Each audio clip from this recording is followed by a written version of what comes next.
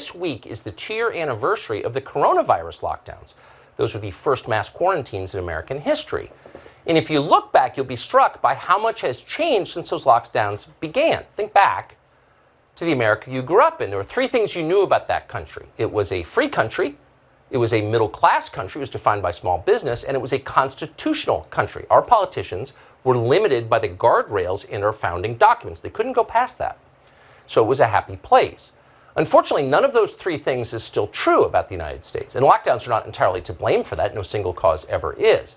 But there's no question that the coronavirus lockdowns accelerated the transformation of the United States. Just think of masks. So we knew early on that paper masks were not going to spread the stop of COVID. A couple of studies, including a big study from Vietnam, showed pretty clearly that they were not effective. And then we watched the behavior of our public officials.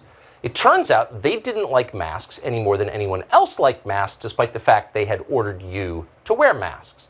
When they thought no one was watching, they often went barefaced. So you saw that and you had to wonder, if masks are so darn effective and life-saving, why aren't our leaders wearing them?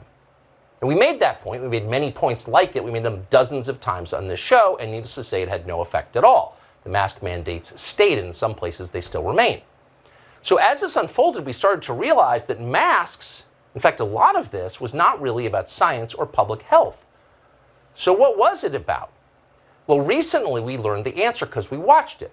Masks were a training exercise. Mandatory masking was a shock collar designed to teach Americans unquestioning obedience. And of course it worked, because shock collars do work. In a single day last month, we watched, for example, our entire professional class dutifully change their Twitter avatars from mask up to the now mandatory Ukrainian flag. There was no debate about doing this, no reflection, there was not even a real conversation, they just did it. Millions of people simply assumed, reflexively, a partisan position in a highly complicated foreign crisis, the next crisis. And as they did it, they moved in perfect lockstep. They were guided by their masters at the social media companies, who were themselves taking direction from the White House. The whole thing was like watching synchronized swimming in Pyongyang. It was an amazing performance.